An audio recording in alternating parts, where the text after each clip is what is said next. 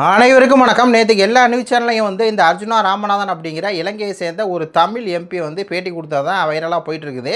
அதில் அவர் சீமான் கொடுத்து ரொம்ப இழிவாக பேசுகிறாரு.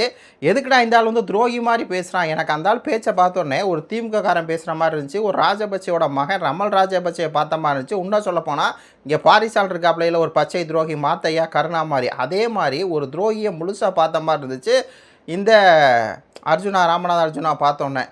அப்போ தான் நம்மளுக்கு இந்த ஆளை எக்ஸ்போஸ் பண்ணுறான். என்ன அப்படின்னா, இந்த ஆளுடைய தாய் தந்தை யாரான் எல்லாருமே நம்மளை யார் பெப்பா, நம்மளுடைய அப்பா அம்மா பெப்பாங்க. ஆனால் இவரை யார் பெற்றிருக்கா அப்படின்னா நமல் ராஜபக்சே பெற்றிருக்காரு. அவருக்கும் இவருக்கும் ஒரே வயசு தான்.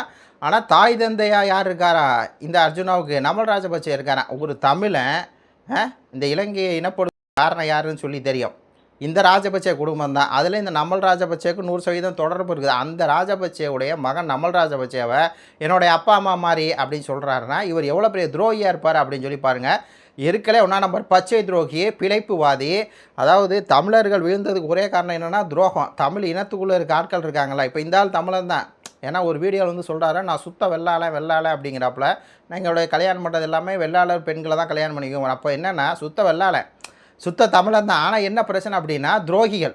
இந்த துரோகி கூட்டத்தால் தான் தமிழ் தேசிய அந்த தமிழ் தேசிய கனவே அழிஞ்சிச்சு. இப்போ இங்கே அதே துரோகிகள்கிட்ட பணம் வாங்கிட்டு திருப்பி சீமானவரில் தப்பாக பேசணும். எப்படி ஒரு கூட்டம் அங்கே தலைவர்கிட்ட பக்கத்துலேயே இருந்துட்டு நானும் தமிழன் தான் அப்படின்னு சொல்லிட்டு சிங்கள கும்பல்கிட்ட காசு வாங்கிட்டு தலைவருக்கு எதிராக பேசிகிட்டு இருப்பாங்களோ, தலைவருக்கு எதிராக பண்ணிகிட்டு இருப்பாங்களோ, தலைவரை தப்பாக ப்ரொஜெக்ட் பண்ணுறாங்களோ, அதே மாதிரி அதே சிங்கள கைக்கூலியாக இருக்கவர் தான் இந்த அர்ஜுனா அப்படிங்கிற இந்த நபர். இந்த நபர் நேற்றுக்கு தமிழ்நாட்டுக்கு வந்திருக்கிறாரு. போய் ராஜ்மோகனை சந்திக்கிறார். ஏன் சந்திக்கிறார் அப்படிங்கிறத நல்லா பாருங்கள். இப்போ நம்ம எல்லா ஒரு விமர்சனம் வச்சுருக்கோம் தாவேக்கா மேலே. என்ன விமர்சனம்? காங்கிரஸ் தான் கட்சி, அந்த காங்கிரஸோட தாவேக்கா கூட்டணி வச்சிருச்சு. அப்போ விஜய் இனத்தோட எதிரி, விஜய் தமிழருக்கு எதிரானவர்னு சொல்லி அது ஓப்பனாக டிக்ளேர் ஆயிடுச்சு. இப்போ என்னென்னா அதை மனம் மாற்றணும். என்ன பண்ணணும்? இலங்கையிலேருந்தே அவர் எம்பி அவர் விஜய் ஆதரிச்சார். ஆனால் சீமான் எதிர்க்கிறார். சீமான் தப்பானவர் சொல்லி பாருங்கள் இளம் எம்பியை பேசுகிறார் அப்படிங்கிற மாதிரி ஒரு பொது புத்தியில் அதை போய் பதிய வைக்கணும். ஏன்னா தாவிகக்காரங்களுக்கு அங்கே என்ன நடந்துச்சு அப்படிங்கிறது எதுவுமே தெரியாது. 2009 காலகட்டத்தில் இவனு யாரும் பிறந்தே இருக்க மாட்டானுங்கன்னு வைங்களேன். அதான் உண்மை. பிறந்திருந்தாலும் 4ஆப்பு 5ஆப்பு படிச்சிருப்பானுங்க. அப்போ அவனுக்கு தெரியாது. அப்போ என்னென்னா இலங்கையிலேருந்து வந்தார் ஒரு எம்பி. அவர் சீமானை தான் தப்பானவர்னு சொன்னார். இந்த மாதிரி விஜய் நல்லவர், விஜய் என்னுடைய அண்ணா அப்படின்னு சொல்லி சொல்கிறாரு. சீமானை தான் எங்களுடைய வழியில் வச்சு வியாபாரம் பண்ணுறாரு அப்படின்னு சொல்லி சொல்கிறாரு. அப்படிங்கிற மாதிரி அதை கட்டமைக்கலாம்ல. திட்டமிட்டு இந்த அர்ஜுனா வர வச்சுருக்காங்க இந்த ராஜ்மோகன் கும்பல், இந்த விஜய் கும்பல். ஏன்னா காங்கிரஸோட கூட்டணி போனதான் மறைச்சி சீமானவர்கள் மேலே பழி போட அப்படிங்கிறது நல்லா தெரியுது. அதில் இந்த ஆள் யாருன்னா நமல் ராஜபக்சேவோட மகன். அப்படி தான் நம்ம சொல்ல வேண்டியிருக்கு. சரிங்களா? இந்த ஆள் இலங்கையில் பார்த்தோம்னா அதாவது அந்த மாதிரி ஒரு ஆள் பார்க்க எம்பியாக இருப்பார். ரோட்டில் போய் கார் நின்றுக்கிட்டு போலீஸ்காரங்க கார் எடுக்க சொன்னால் நான் எம்பி நான் எடுக்க மாட்டேன் அப்படின்ட்டு கைதானவர். அப்புறம் ஒரு லேடிகிட்ட போயிட்டு நிலத்தராரில் காமிச்சவர். அப்போ அந்த மாதிரியான ஒருத்தர் தான் இவர் சொல்கிறார் தமிழ்நாட்டில் நின்றுக்கிட்டு அந்த சீமானவர்களுக்கு பற்றி தவறாக பேசியிருக்காரு. சீமானுக்கு பைத்தியம் பிடிச்சிருச்சா, ஹாலோசினேஷன் சீமானுக்கு இருக்கான். சீமான் ஒரு மனநோயாளியான். அதாவது ஃபோனை பார்த்தா யானை மாதிரி தெரியுமா, பூனையை பார்த்தா யானை மாதிரி அப்படின்னு சொல்லுவோம் இல்லையா, அது ஃபோனை பார்த்தா யானை மாதிரி தெரியும்னு சொல்லி உழையிட்டுருக்காரு. என்னென்னா அந்த ஆமக்கறி யானைன்னு சீமான் சொல்லியிருப்பார் இல்லையா, 300 கிலோ ஆமக்கறின்னு. உடனே இருந்தாலும் என்ன சொல்கிறாப்புல 300 கிலோலாம் ஆமையே கிடையாதான், 300 கிராம் தான் இருக்குமா. எவ்வளோ பெரிய ஒரு அப்படின்னு சொல்லி பாருங்கள். இதை பாருங்கள், ஆமை வெயிட்டு அந்த பெரிய ஆமையெல்லாம் இருக்குது. அதெல்லாம் 300லேருந்து 500 600 கிலோ வரை இருக்கும். இந்த மாதிரி 300 கிராம் தான் இருக்குதான். இவங்கெல்லாம் பார்த்துட்டு எங்கள் போராளிகள் போய் சீமானுக்கு ஊறுகா போட்டு கொடுக்க ஆமையை பிடிக்க போனால் ஆமையை தான் பிடிச்சிக்கிட்டே இருக்கணும் அப்படிங்கிற மாதிரி கட்டுக்கதை அடிச்சு விட்றாப்புல. ஏன்னா திமுககாரன் பேசுகிற அதே குற்றச்சாட்டை வச்சு பேசணும். சீமானவரில் மனநோயாளியாகவும் பைத்தியக்காரனாகவும் சித்தரிக்கணும். ஹாலுசினேஷன் இருக்க மாதிரி சித்தரிக்கணும். சீமானவர்கள் தலைவரை சந்திக்கவே இல்லை, சீமானவர் இங்கே தமிழ்நாட்டில் அங்கே பேசுகிறது பூரா பொய் அப்படிங்கிற மாதிரி கட்டமைக்கணும். அப்படிங்கிறனால திமுககாரன் என்ன பேசுவானோ காங்கிரஸ்காரன் என்ன பேசுவானோ அதே பேசுகிறாப்புல இந்த அர்ஜுனா அப்படிங்கிற ஒருத்தர். ஏன்னா இவர் தமிழர் தான். அதுலேருந்து ஒரு துரோகம் பண்ணி அதுலேருந்து தன் வயிற்று பிழைப்புக்காக இருக்கக்கூடிய ஒருத்தர். அதில் சொல்கிறாருங்க, சீமான் இலங்கை தமிழர் வழியை வச்சு விற்பனை பண்ணிக்கிறாராம். என்ன விற்பனை பண்ணுறாரு அப்படின்னா பாருங்கள், விஜய் இந்த பரப்புரை கூட்டத்தில், தேர்தல் பரப்புரை கூட்டத்தில் இலங்கை தமிழர் பிரச்சனையை பற்றி பேசவே இல்லை. ஆனால் சீமானும் தொடர்ந்து பேசுகிறாரு. பேசி என்ன பண்ணுறாருன்னா உலகம் முழுக்க இருக்காங்களா இலங்கை தமிழர், அவங்கள்ட்ட பூரா காசு வாங்கிறாரு. காசு வாங்கிட்டு மகன்களை படிக்க வச்சுக்கிறாரு. 25 லட்ச ரூபாய்க்கு படிக்க வச்சுக்கிறார். அந்த 25 ரூபா மைனாக படிக்கவும் தெரியுது. இந்த ஆள் அப்மாருக்கு ராஜபக்சேவுடைய மகன் சொல்லி நம்ம சொல்ல அவரே சொல்கிறாரு, நான் நமல் ராஜபக்சே தான் எனக்கு தாய் தந்தேன்னா. அப்போ இவரை நம்ம நமல் ராஜபக்சேவோட மகன்னு சொல்லலாம். யார்? இந்த அர்ஜுனாவை. அப்படி பார்த்தா இந்த மகன் என்ன பண்ணுறாரு, விஜய் வந்து பேசுகிறாமா இலங்கை தமிழ் பற்றி சீமான் பேசி சீமானுடைய மகனை கொண்டு போய் 25 லட்ச ரூபா இதில் அமெரிக்கன் ஸ்கூலில் படிக்க வைக்கிறாருன்னு இதுக்கு 1000 தடவை நம்ம சொல்லிட்டோம். அந்த மகன் சீமானோட மகனே கிடையாது.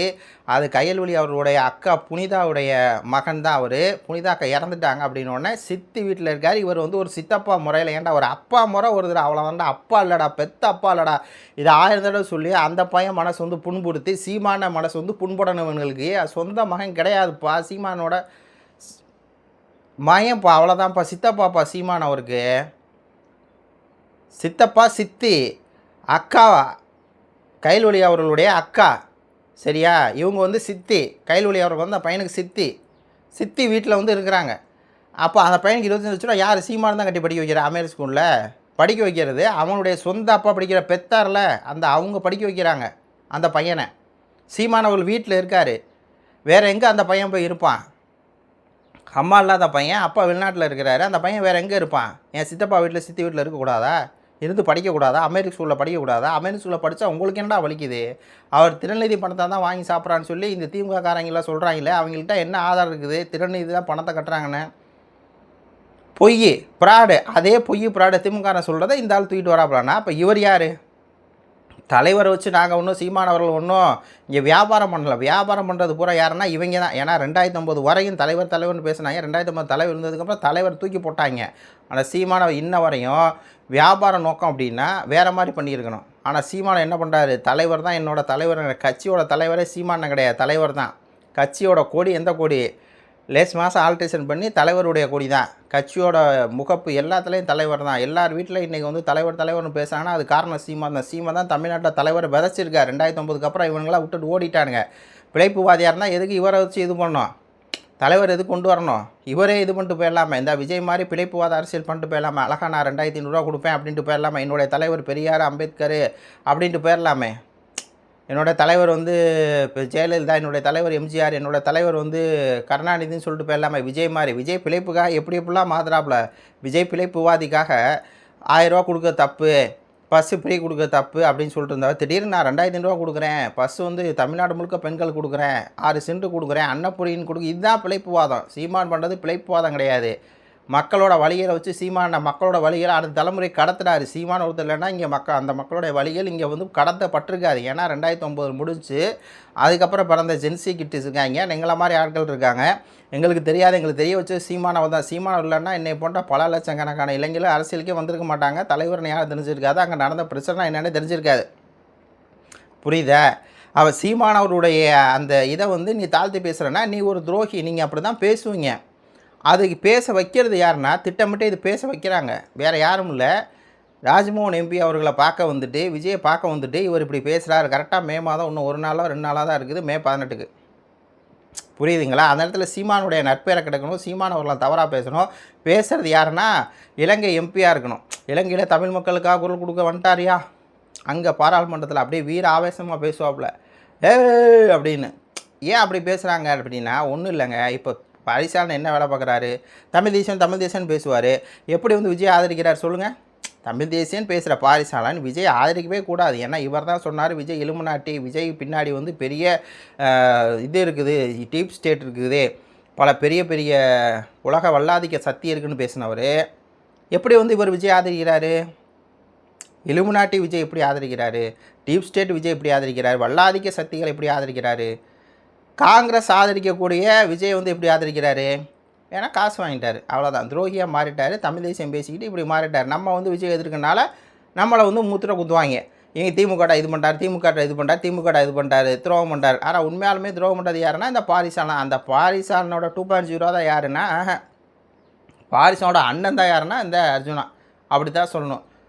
இந்த மாதிரி ஆட்கள்லாம் தமிழ்நாட்டில் இறக்கி விட்டு இப்படி பேசினோடனே சீமான் அதெல்லாம் ஒன்றுமே பண்ண முடியாதுன்னு சொல்லிட்டு இந்த காணொலியை முடிச்சுக்கிறேன். நன்றி, வணக்கம்.